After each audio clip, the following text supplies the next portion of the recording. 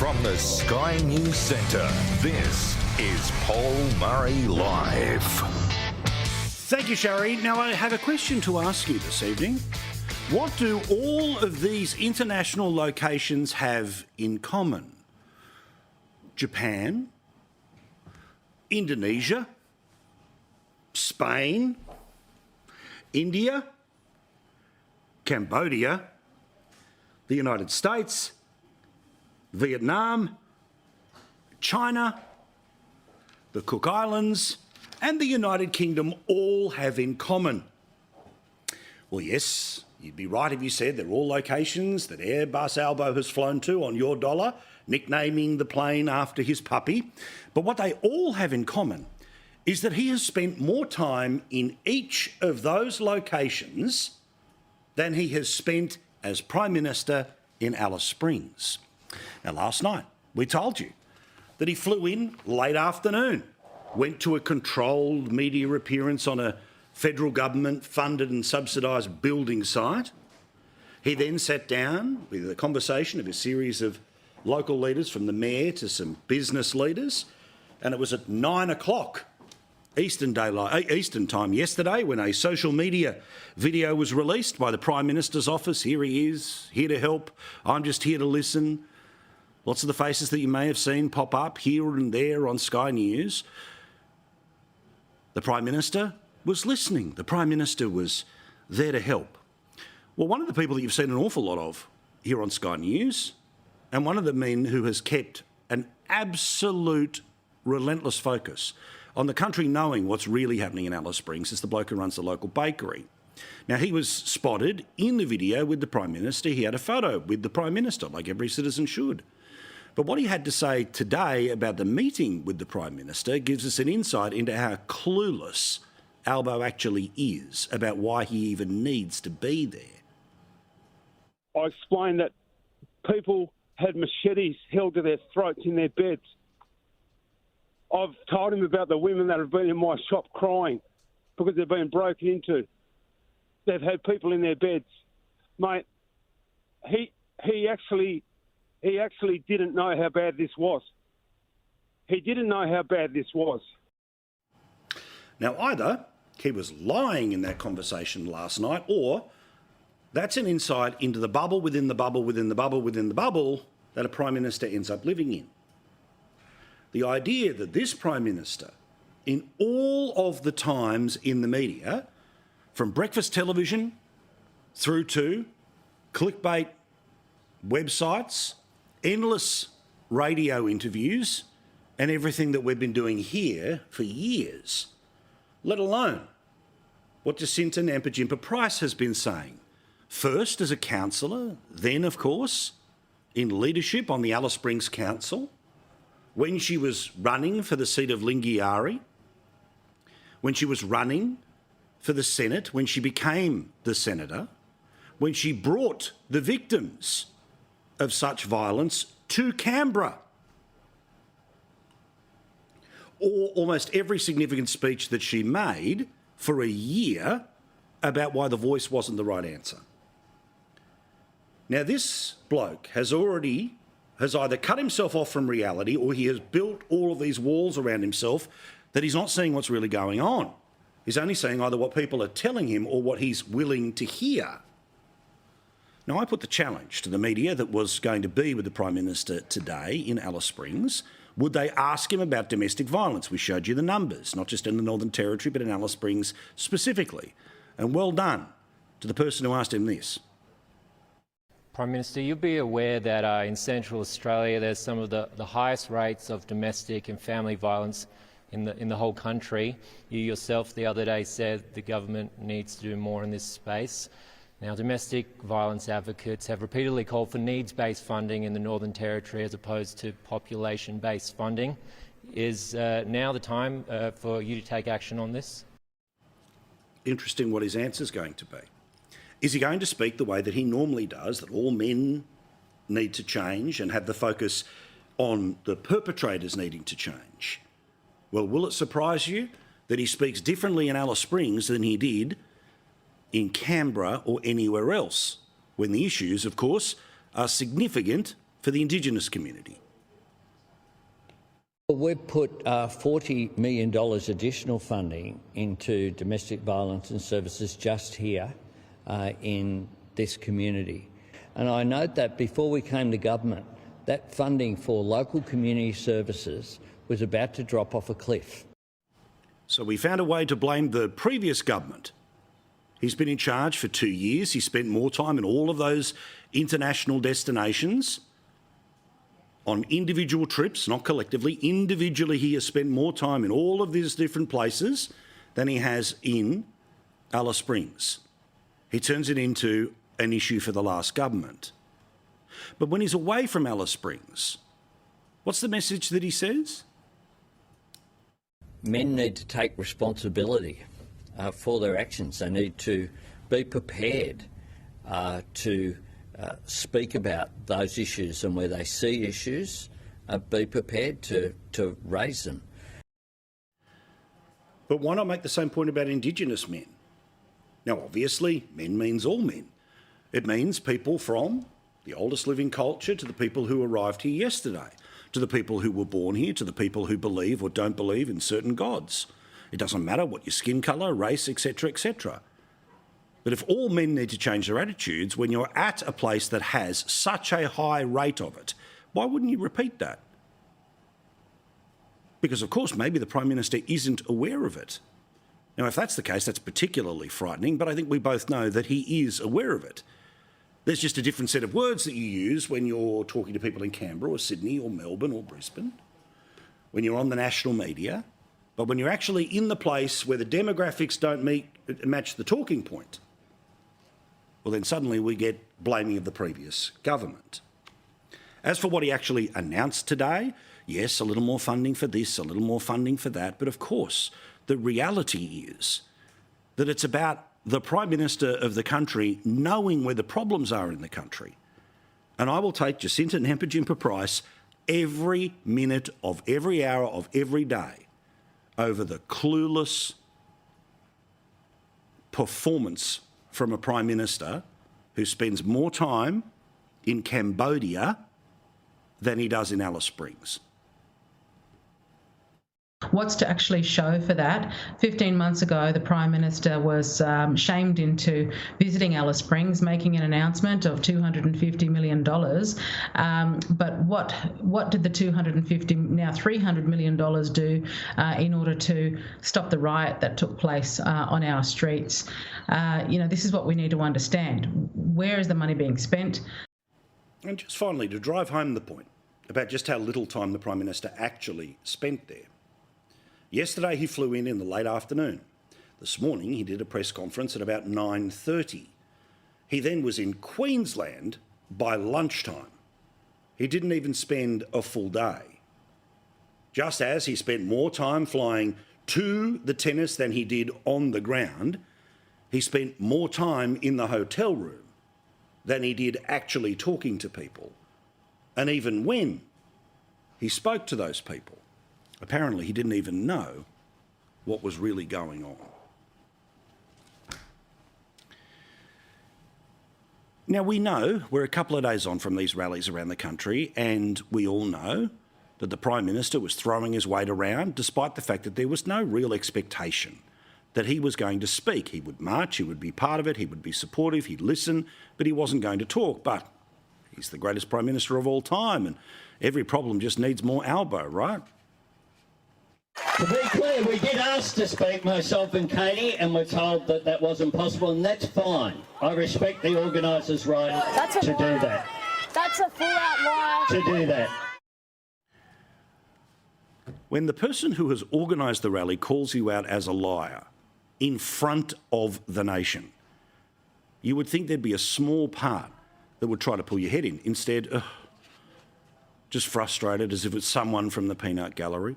As I told you last night, the briefing that was coming out from all of the mates of the Prime Minister was, there's something going on here, it's not all as it seems, let's look at the Zabruta film. Well, you see with your own eyes what the reaction was when the organiser of the rally calls the Prime Minister a liar, and when confronted with the most powerful bloke in the country brushing her aside, well, you saw what happened. Now, today, again, there's been quite the conversation about what really happened and all the rest of it. But never forget how the Prime Minister responded to this. Now, yesterday, his play should have been very simple, which is, I'm sorry. I'm sorry to the organisers for upsetting them. I'm definitely sorry to anyone that I have hurt. But I'm there because I believe in the cause.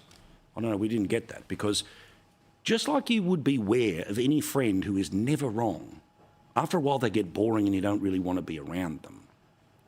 This bloke is so unable to admit his own faults that he pretended that it was an emotional day, which of course previously has been used as code to dismiss genuine concerns of women.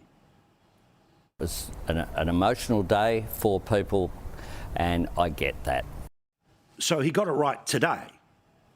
No, he didn't. And just in case you think it was only this program, this station, that was seeing that it was odd that he hadn't apologised, the far right-wing pages of the Sydney Morning Herald and The Age, the Channel 9 newspapers, well, they noticed too. In fact, the best that he could do, 2 days on, when the evidence was clear about who he upset and how the country has reacted to how he behaved on that particular day, this was the best he could serve up. Attempt number 2.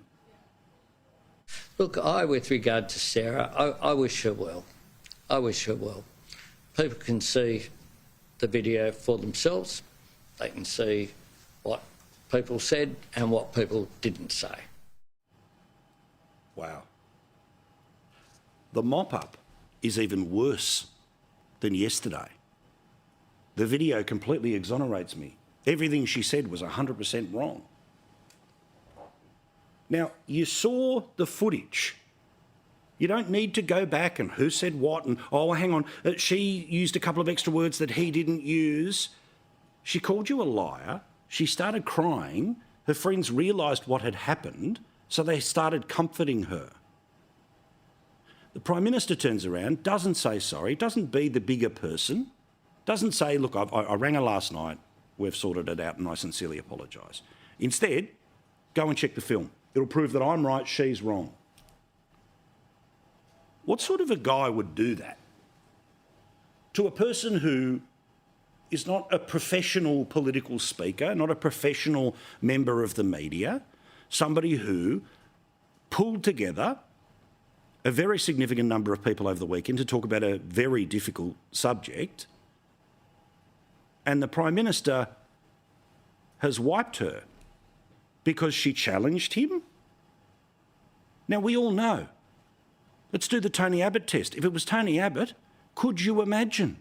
If it was Scott Morrison, could you imagine? Instead, literally, they were out there today writing the opinion pieces. Oh, all of that doesn't matter. It's the real issue. Of course the real issue is what matters.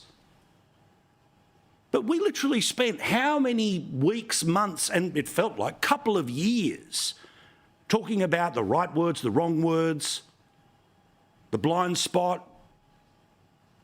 Yet none of that applies when they like the politician, which means none of it applied last time either. It was all just a way of creating noise to change a political outcome. So inevitably by this time next week, the talking point of the left will be, oh, the right wing was making up this distraction.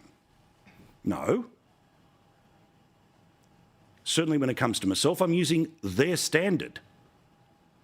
Hence why I mentioned last night, and thank you to so many people who watched and got in touch. I was particularly focused last night, and I appreciate that it seemed to have connected so well, that this bloke keeps getting let off and let off and let off again, and he's seen the example of what Australia believed to be the wrong reaction to this stuff a couple of years ago.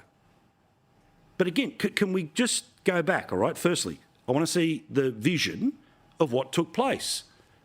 You can see. He says something that upsets the organiser, rather than turning to the organiser and say, I'm sorry, de-escalate. No, just barrel on. Never admit defeat. Doesn't apologise the next day. And then again, what he said today, I wish her well. Again, and what about the self-serving garbage? So look at the tape. The tape says I did nothing wrong. Look at that tape. One more time, what the Prime Minister said today, as a way of just marching past all of this. Now, The woman involved, Sarah Williams, has made no public comment today, and no doubt in part that's because of some of the social media nonsense that happened in defence of the Prime Minister, who says, look at this tape but don't look at that tape. How petty, how glass-jawed, how childish, how small is this bloke? Look, with regard to Sarah, I wish her well. I wish her well. People can see the video for themselves. They can see what people said and what people didn't say. Oof. If he's willing to do that, what else is he capable of? That is a very cold shoulder, a very cold shoulder. For his part, Peter Dutton had plenty to say about the Prime Minister's inability to simply say sorry. I think the Prime Minister needs to apologise if he has lied. Dealing with that distraction is important so that he can get onto the main game of leading our country in a very important area. But you'd be pleased to know the official response of the government about the Prime Minister's failures is, of course, to blame Peter Dutton.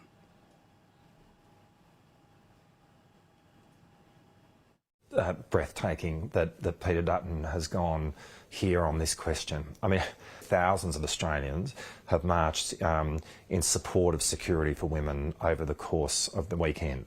One of those who marched in support of that cause was Anthony Albanese. Someone who did not march in support of that cause was Peter Dutton. When all else fails, blame Peter Dutton. Even when it's the Prime Minister who makes somebody cry, and the Prime Minister not only fails to apologise 2 days in a row, but turns around and calls her a liar again in front of the national media, and much of the national media goes on to do his bidding because, God forbid, we upset the Prime Minister or the Prime Minister's office or the 11 personal media people that he has. Previous leaders have had 4, because that means we'll get cut off from the access. I've always talked about how access can be a corrosive force when covering politics. And obviously, the failure for this story to have made it into the second date, we're not allowed to talk about it because we're up. The footage let us off the hook. Classy stuff, right? Meantime, remember this promise from a couple of years ago? We have a plan to implement all of the Respect at Work reports so women can feel safe at work. We have a plan to make sure that women and children escaping domestic violence aren't turned away from shelters at night, that they have somewhere to go. Now, while already we've seen today, 2 years into his Prime Ministership, finding a way to make it about the previous government or changing the subject to Peter Dutton, the numbers don't lie. The rage that is felt by people on the weekend is because there's been a 30% spike across the country in the women that have been killed by the person who claimed to love them. Tomorrow there'll be a National Cabinet meeting. This is where the politicians will get together to again say they understand the problem, but will any of them talk about things like mandatory sentencing? No. Will any of them talk about safe houses for women? No. Will any of them talk about helping people get out of relationships? No. But apparently, according to the ABC, and no doubt they've been fed a little info here, a National Register of Offenders, good. Electronic monitoring, great. National Coordination of Intelligence, even better. Could all be on the agenda. We'll find out what happens this time tomorrow. I know I'm not the first tonight, but I'm certainly going to say it as well. Don't you love, again, the lack of responsibility that exists, the lack of accountability that exists in this government? Firstly, we saw it with Katie Gallagher. Oh, that's right, when they were weaponising rape. But Peter Dutton is weaponising domestic violence when the Prime... Follow the logic here, right? Well, you know that Clare O'Neill and Andrew Giles are awful ministers who should have gone a long time ago. They didn't prepare for one of two options. They let people out without visas, then they gave people the wrong visas, then they said that they'd put ankle bracelets on people, and then the ankle bracelets weren't on people. And all of this, of course, was because they were definitely going to keep people safe. To keep the community safe. To keep the community safe. Keep Australians safe. To improve community safety. And since the horrific bashings that we've been talking about over the past couple of days, what have we heard from these ministers? Nothing. duck egg. No interviews. Now, maybe Clare O'Neill might turn up for a weekly session on Sunrise, but that's not going to be pleasant. And I do notice again, lefties saying, well, how is the government responsible? The government's responsible because, as we have heard, when one of the people who was alleged to have been involved in the bashing had an opportunity to be kept behind bars, the Commonwealth, the federal government, did not want the person to be put behind bars. They did not oppose bail. That's a decision that means that clearly a message has not gone from the ministers to the people at the coalface to say at all occasions, any opportunity, if we can, we want these people back behind bars. But of course they don't. Why? Because of course indefinite detention has been ruled by the High Court to be terrible. But remember, these are the same people who hated offshore processing, got rid of temporary protection visas. These are the people who have very clearly shown that they are not up to it and don't have the same commitment to making sure that people who have been found not to be refugees shouldn't be in the country. And if the High Court, which it has, makes the decision to say, well, they have to be in the community, well, then you're going to monitor every single one of them. I mean, the government comes up every single day with some billion-dollar announcement, but they can't dare put a few $100,000 aside for someone or AI or something to actually keep an eye on 150 people who, as we know, a very significant number of which had significant criminal histories. Keeping safe. Now, they, of course, should go. That should be the accountability. They've stuffed every time this thing has been around since May last year. And that's what Peter Dutton wants, accountability, which means they've got to go. Instead, they're in witness protection until eventually everyone changes the subject and, oh, that was last week's story, why are you going to ask me about it? Minister Giles is nowhere to be seen. Clare O'Neill is in witness protection. She's not coming out to face the media. These are serious problems. And the two ministers, it's clear to most Australians, in fact to every Australian, except for Anthony Albanese, that these ministers can't continue in their jobs. And guess what the response was of the Prime Minister when the opposition leader calls out the failure of his ministers to send a message down the line that at every opportunity oppose bail, use every possible part of the system to put these people back behind bars? Well, of course, it's to blame Peter Dutton, right? They will be continuing in their roles, and Peter Dutton, another day, another bit of negativity from Peter Dutton. Honestly. You call them out, misinformation. You say that there should be accountability, negativity. This guy, and then again, you call him a liar to his face, he calls you a liar, and his megaphone is larger than one you'll ever have. This bloke, honestly. I don't care what the polls, whether they go up or down, whether he wins the next election by 90 or is in a minority government. This bloke has shown us who he is this week. Now, you and I have known it for a long time. You and I saw him coming as an opposition leader, and we've seen him now as a Prime Minister taking responsibility for nothing but the spinnings of good news. The bloke who says that he cares about the cost of living, yet increases petrol taxes. The government that says we care about the people that are financially hurting, but the tax cut's $15 a week. The bloke that he says he cares about domestic violence, but can't even get 18 of the 500 people that he promised when it came to frontline working. Now, it was confirmed by Dan Tehan in a conversation with Peter Credlin earlier tonight. I'm sure you saw it. I hope you see it. I hope you watch all of our shows from 5 o'clock all the way through to the end of Reader at 11 o'clock, because we've all got little takes and little bits of information and great guests like Dan Tehan, who turned around and confirmed that not only the bloke who should have been behind bars because the Commonwealth should have said, no, this bloke doesn't get bail, but of course didn't, that this bloke was not wearing an ankle bracelet. Andrew Giles needs to answer the question, why was he required to wear an ankle bracelet, and then after he broke curfew wasn't required to wear an ankle bracelet because he wasn't required to wear an ankle bracelet when he committed that alleged offence? Big day for victims of youth crime to stand up and to be heard in Queensland. You will be heard at the upcoming state election, but every day between now and then and beyond, you are to be heard. You are to be seen. You are not to be minimised as just numbers and stories that were in the paper a few weeks ago. Good on them for marching. And there was a lot of reasons why they marched today as the victims of youth crime.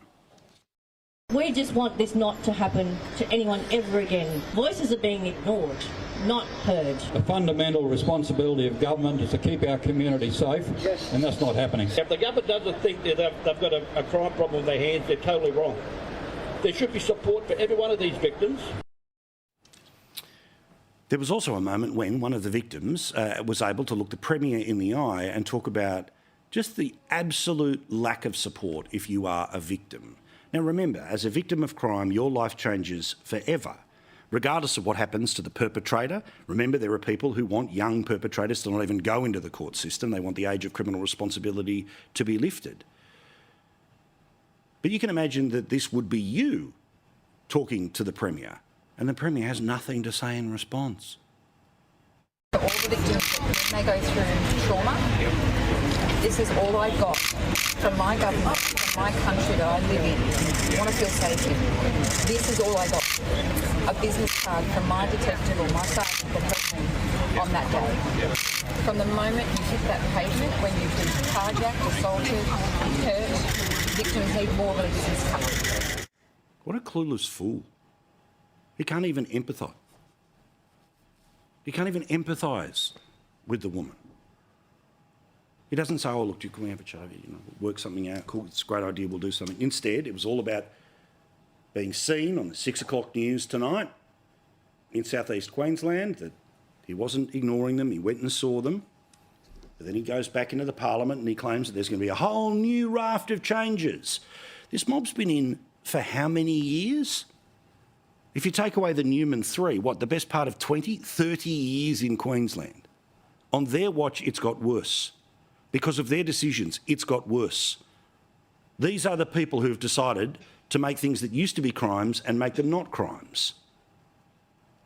This is what he said in Parliament today. This is our plan to chart the path towards a safer Queensland, grounded in decisive action. I'm sure. Decisive action because you care about the victims. Or do you care about the electoral victims? Which may well be yourself, but it's definitely going to be an awful lot of people sitting that side and behind you in the Labor Party. You're going to get smashed, and you absolutely deserve it, along with your colleagues who've taken Queensland into a very dark place. But as I always say, the Labor machine we should have lost last time will always find a way to change the subject. So just as 2019, I sat here and I told you every single night when they're telling you Shorten's going to win, nothing's inevitable. Despite the fact that the polls are as clear as they are, nothing is inevitable in Queensland. You've got to convince your mates to get rid of this mob and get rid of them forever, because this version of the Labor Party is one that is so disconnected from reality. One that is only trying to save their own arse rather than trying to keep the people of Queensland safe. Lefty's got a bit annoyed today because the Eraring power plant, which is in New South Wales, which, yes, is coal-fire powered, may have to have its life extended. Now, in Victoria, we've seen coal-fire power plants slowly run into the ground and then they blow them up, all because once you've blown it up, oh, well, that's the end of coal, let's move on to renewables. And OK, maybe a bit of mousetrap into the future, but you and I both know that it costs $1 trillion to go from the system that worked into the one that, fingers crossed. But also one of the reasons why the Eraring power plant is going to be kept alive is because here's the truth about New South Wales and energy. According to the National Energy Market's very own website, you can check this out each and every day if you'd like, 74% of the power in New South Wales came from coal. Over the past 3 months, 73% of the power in New South Wales came from coal. And in the past 12 months, 72% has come from coal. Oh yeah, and power bills are going up as well. The expectation again from the energy people is there'll be even higher costs to just access the network, let alone what you actually use. What was that promise again from that bloke? Households will benefit by $275 on average. Reducing power prices by $275. Prices by $275. $275. $275 a year. $275 a year. Just one of many lies, from domestic violence to Alice Springs, you name it, every day. We'll keep on it. So make sure you're here in the front row. Watch us live each and every night. When you see the videos that you like or you like the commentary, go onto the website, skynews.com.au, find us on YouTube and spread the word around before the government gets to say misinformation, misinformation, and censor the internet.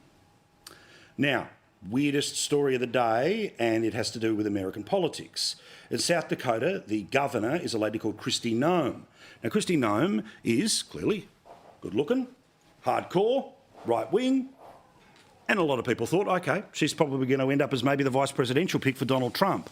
That won't happen because she's got a book coming out, and like all politicians do, they tell the stories from their life, and she's told a story about killing a puppy dog.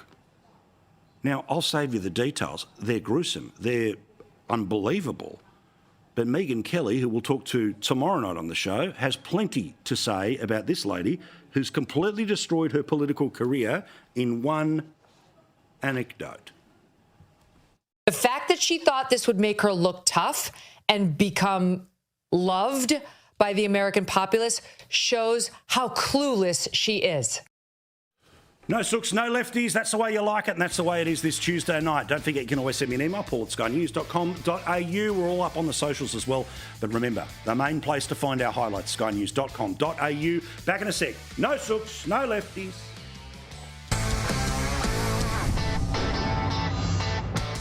Oh, no sooks, no lefties. Just feels right, doesn't it?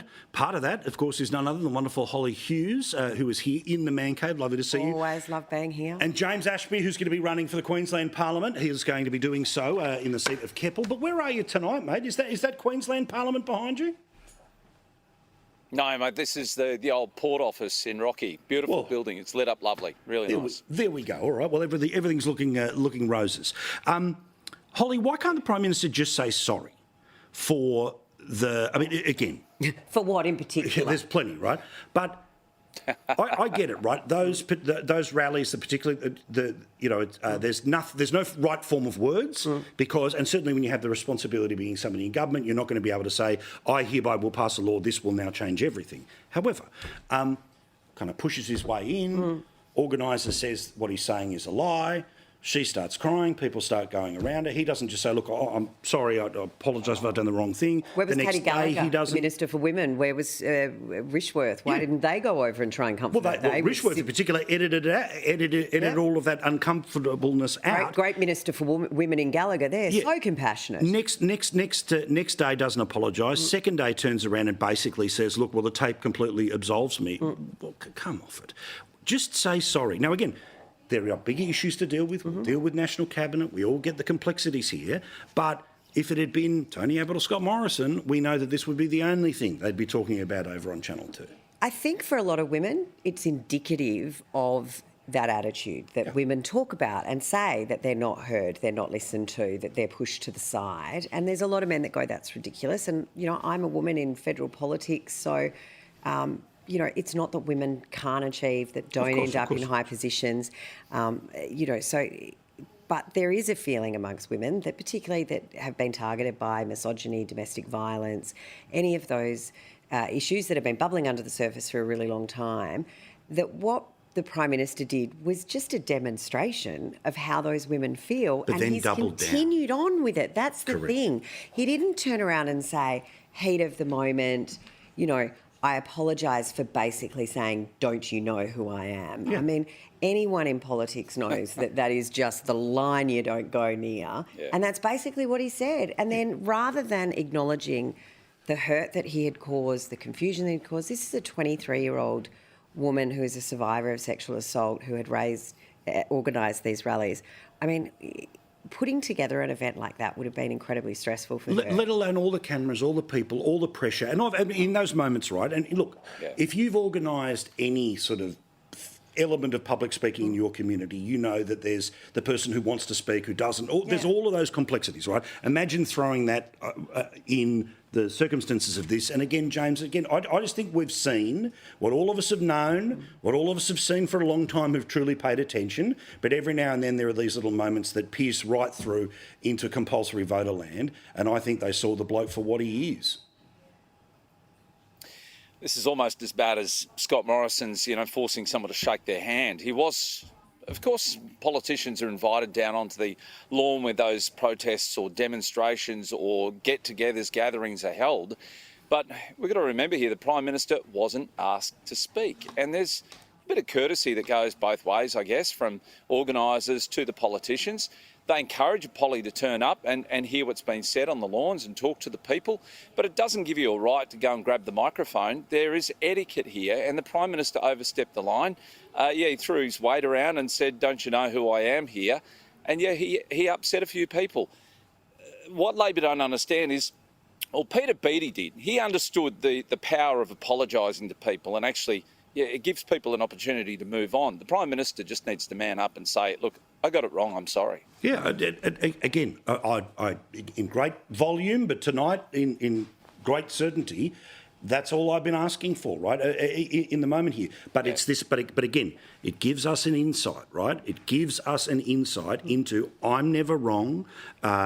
You dare take me on, all the rest of it. And that's, of course, has been as it was from factional days to opposition to I hate Tories, all of that, right? But we're seeing that level of arrogance, but also it spills into the Alice Springs stuff, right? Where it was all spin. Oh, I'm spending a night in Alice Springs. Mate, turned up in the late afternoon, buggered off before brunch, all right? Which meant he spent most of the time in a pretty comfortable hotel room, probably hate watching this channel, as everything was playing out last night. Plenty of AFP support around him, I'm pretty sure, as well. But also, it was really interesting that the baker, who's been on the telly plenty of times about what's happening in Alice Springs, says he spoke to the Prime Minister and the Prime Minister didn't know. How?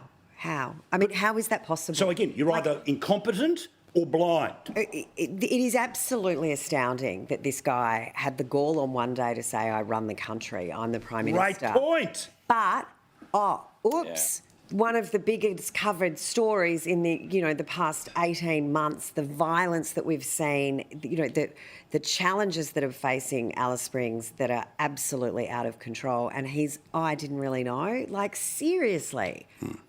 Who is advising him? I mean, is Linda Burney, is she still around? Well, she was lost the technically there referendum, but yesterday. is she still there? I mean, what are they doing? How can they not know? There is child sexual abuse going on. There is child crime rates because of the complete neglect of these children. Enormous domestic violence rates in these areas, yet somehow or other this bloke's missed it. Yeah, but also, James, there was this little dance, right, which again, when you're talking about domestic violence in Sydney, Melbourne, Brisbane, we talk about the perpetrator. When the conversation happens in the Northern Territory and the demographics start to change around, let's blame the previous government about funding and not actually engage with some of the specific issues that exist in Western Sydney, as it would be country Queensland or Alice Springs. Instead, the message changes. But again, this whole thing where I listed the countries he's been to where he spent 2 nights, all right? He spent one night and sort of a few hours either side, yet the media, they got the message out there that he was going to spend a night and he was spending more time than ever before in Alice Springs. It's still 4/5 of bugger all. Yeah, but you've got to remember he's got 3 Labor members of Parliament, 1 senator and 2 lower house reps that are supposed to represent Labor and supposed to represent the Northern Territory. They should be taking these messages back to the Prime Minister as well and saying, here's our problems, PM, you should be aware of them before you even get there. But on top of that, he does not listen. Labor don't listen. They were warned when they came into power, don't take away the cashless debit card. Absolutely. That was integral to the Northern Territory solution of ensuring that kids had wholesome food in the house, because 80% of the card was quarantined for purchases at supermarkets, Woolworths, Big W, those sorts of stores, and only 20% of the money could be withdrawn as cash. And yes, they could go to a bottle shop, or they could go to the pokies with that remaining 20. But the majority of that money was quarantined for everyday household items and the things that we all need, especially kids. And they ignored it.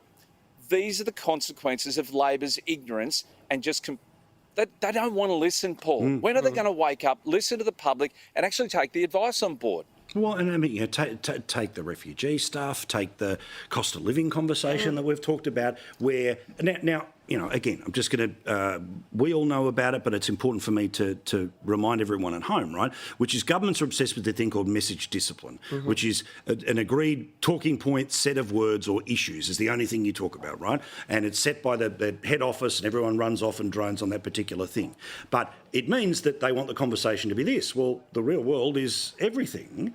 And their complete inability to ever admit a mistake ever, because they think, oh, well, the Teals will be there forever, which means the Libs will never come back, which means we're here for the next 30 years. That's what they think. Well, but they're also doing a whole lot of things to appeal to what they see as the Green left voters that are encroaching into what they would consider safe Labor seats. They're absolutely pandering in southwest Sydney over the Palestinian issue, because we know that there's a number of federal members out there trying to protect their seats. But this government is so incompetent on every single measure. I mean, take your pick. Cost of living, the energy transition, what's happened with the immigration detainees.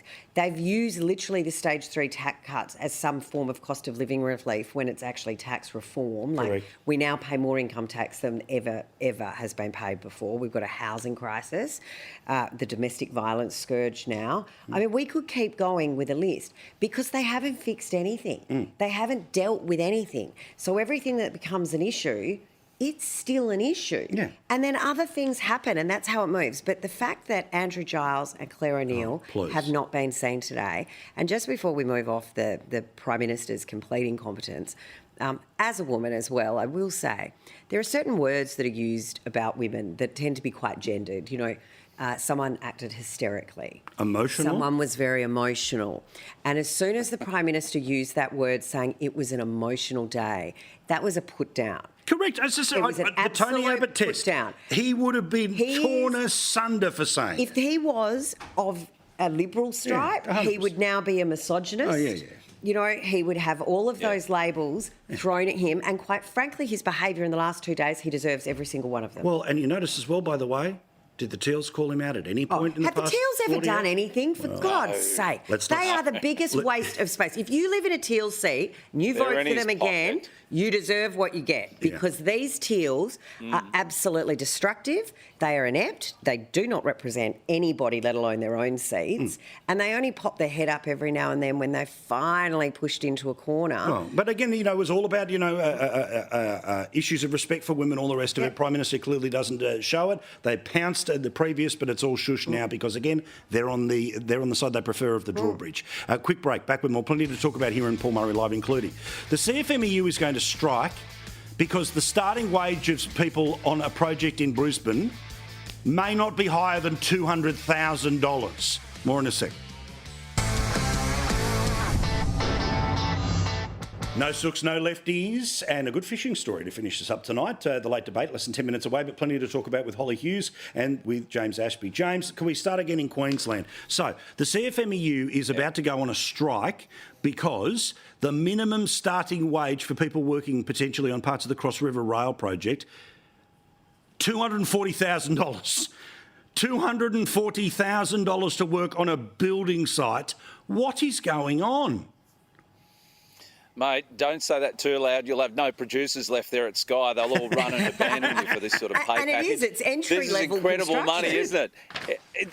Correct. What are they doing? This is now they say they only want it to go up by $15,000, but since when are we paying $225,000 for every single person to be on this site? It's just madness. It doesn't pass the pub test. Queenslanders are rightfully upset here. I saw the survey that the Courier Mail did today, and for the thousands of people that actually did it, 96% of people said they don't agree with a pay increase. In fact, I don't think they agree with the initial rate they're being currently paid. These rorts, these high-paid positions are all going to come to end, I hope, come October 26, because the state will go broke if we continue paying people this sort of money. No wonder the projects in this state are blowing out. Well, that one's $1 billion over already, and now they want to put on this ridiculous additional cost to it. There seems to be a lack of understanding between the unions that if you push companies too far, if you push companies to a point where they can't afford to finish the project, that they can't pay the workers, guess what? No one's got a job. Well, absolutely. You go from 240 to zero. But part of the problem here too is that it's the state government paying the company to pay the worker, and as we have seen with some of the debt that's been run up, particularly in Queensland, it's seemingly endless. Now, I want to talk about, again, the ongoing discussion about how we defend ourselves and about whether security guards should have more than they currently do. It all comes out of Bondi, and again, strength and love to everyone still dealing with it. To me, it seems logical that someone who's higher than the average security guard should have an access to something, right? Pepper spray or. What do you think? Look, I think there does need to be something, and I think we have to be careful because there's a lot of emotion obviously driving some of these discussions, as there rightly should be. But we do want to make sure that we're not over-weaponising people who might not have the skills or the understanding to deal with it. So we've got to find that balance, but the fact that there was no one in that massive shopping centre that had access to anything that could have effectively stopped what was just such a horrific tragedy. And again, you know, the guy that really probably held most of it up was the bollard guy. Yes. So that wasn't even a security guard who was there with that that actually held back the attacker. So I think there does need to be something. I think there needs to be a sensible discussion about it. I do think that it needs to be, you know, no one's saying let's give every security guard out there a gun, you know, but there's got to be access to something somewhere within particularly a setting like that. But that's the thing. If your site is X big and Y number of people and all the rest of it, the things start to scale up. James, what do you think? Paul, people in their own homes aren't allowed to defend themselves. So, look, I understand the argument in shopping centres and in public spaces, but we've got people at home that are absolutely petrified that their house is going to get broken into because the neighbour got broken into weeks before. You know, the sad case is here, crime in Queensland is serious. There was a post on a tourism site that I had sent to me today. Someone said, what was the best place or best way to get around Rockhampton? And someone replied, just do what everyone else does, flog a car. Wow. And I thought, is that what we've become? You know, that's the reputation a place like Rockhampton and the Capricorn Coast is faced with, because this state government have not been able to arrest the crime. So, yes, I agree with being able to give additional powers to security guards, but can we at least give people additional powers to defend themselves in their own homes, not with equal force, because a 70-year-old woman who's approached by a 13 or 15-year-old boy in their own home cannot defend themselves the same way if they go toe-to-toe with knuckles. I'm sorry, that lady should be able to go and defend themselves with a knife if they have to out of the kitchen. It's just not good enough, and people are frightened out there. Good stuff. Thank you, guys. No sooks, no lefties. Good Tuesday. Do appreciate it. We'll talk to you all again very soon. Quick break, back with more good fishing story next, then the late debate. You know I love the Northern Territory. Well, they have this thing, it's a sponsored event, which is if you catch a fish, catch the right fish, catch a particular barra, you could get $1 million. Well, that actually happened this weekend. Keegan is his name. He's now $1 million richer. So, what's he going to do with the cash? Buying a new boat, the Savo, and maybe the Savo and a new car. Yeah, now with $1 million, we don't have to complain about it. Chef's kiss. How good's Australia? God love him. We'll see you tomorrow night.